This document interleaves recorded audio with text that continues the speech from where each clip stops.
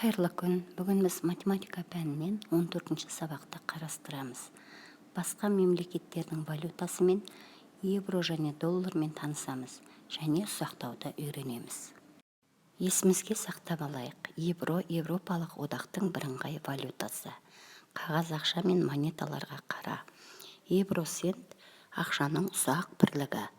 1 еврода 100 евросент бар.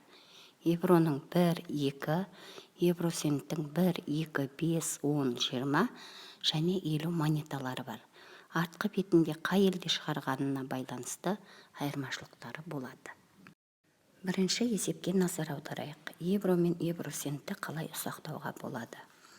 2 евроны алу үшін 1 евродан 2 алсақ 2 евро болады. 50 евросенттан 4 алсақ 2 евро болады.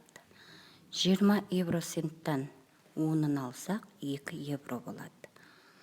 10 евросенттан 20 алсақ 2 евро болады. Келесі екінші есепке назар аударайық. Әр суретте қанша ақша бар екенін есепте. Евроның белгіленуін пайдаланып жаз.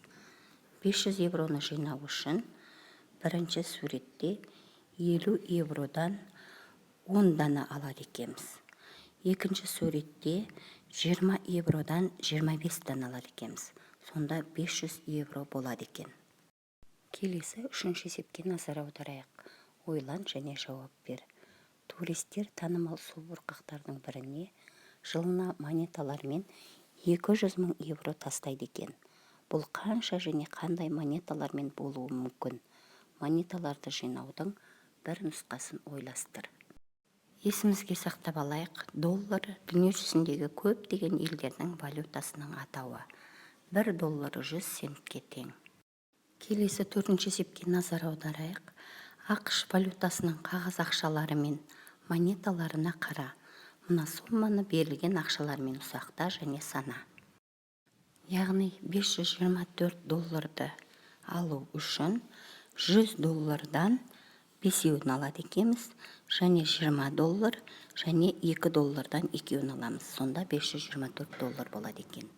834 долларды алу үшін 100 доллардан 8-ін аламыз, және 20 доллар аламыз, және 10 доллар аламыз, және 2 доллардан 2-еуін аламыз.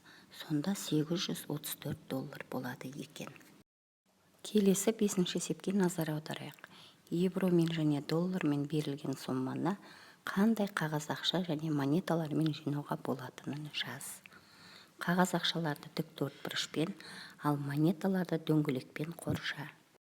Яғни 125 долларды алу үшін 100 доллардан 1-еуін, 20 доллардан 1-еуін және 5 доллардан 1-еуін алады екенбіз. 1204 евро алу үшін 500 евродан 2-еуін, 200 евродан 1-еуін, 2 евродан 2-еуін алады екенбіз. 308 евроны алу үшін 200 евродан 1-еуін, 100 евродан 1-еуін, 5 евродан 1-еуін, 2 евродан 1-еуін және 1 евродан 1-еуін алады екенбіз. Сонда 308 евро болады екен. Келесі 6-шы есепке назар аударайық. Қазақстандағы ең ірі қағаз ақшалар 10 000 теңге және 20 000 теңге. Оларды басқа қағаз ақшалармен ұсақтаудың екі нұсқасын жаз. Яғни 10 000 теңгеліктерді ұсақтау үшін 5 000 теңгеліктерден 2-еуін алуға болады екен. 20 000 теңгеліктерді ұсақтау үшін 5 000 теңгеліктерден 4-еуін алуға болады екен. Және басқа да нұсқалары бар. Келесі 7-ші есепке назар аударайық. Тапсырманы орында. Көрсетілген өлшем бірліктеріне өрнекте. 4 тонна 9 килограммда 4009 килограмм болады. 9 центнер 3 килограммда 903 килограмм болады. 3 минут 10 секундта 190 секунд болады. 20 минут 15 секундта 1215 секунд болады. 2 сағат 40 минутта 160 минут болады. 3 сағат 25 минутта 205 минут болады. Келесі 8-ші есепке назар аударайық. Есепте кері амал қолдану арқылы досыңның қалай есептегенін тексер. Келесі 9-ші есепке назар аударайық. Әкем Алған тауарларына құны әр түрлі қағаз ақшамен төлем жасады. Артық қалғанын монеталармен қайтарып алды. Қайтаратын ақшаны монетамен жинаудың бірнеше мүмкін болатын нұсқасын жаз.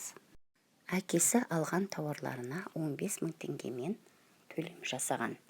Әкесінің алған тауарлары 14.345 теңге болған.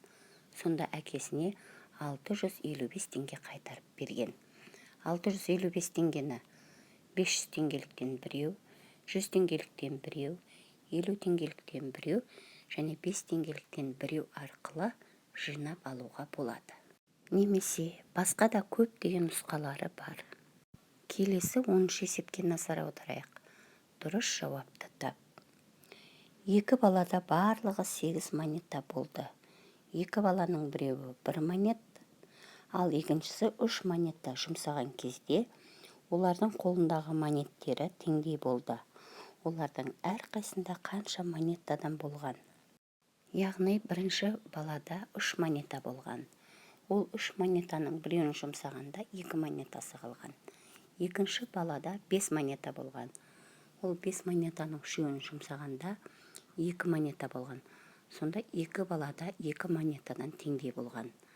Яғни бірінші балада 3 монета, екінші балада 5 монета болған. Келесі 11 есепке назар аударайық. Сатып алған кәдесыйға шетел валютасымен төлем жаса.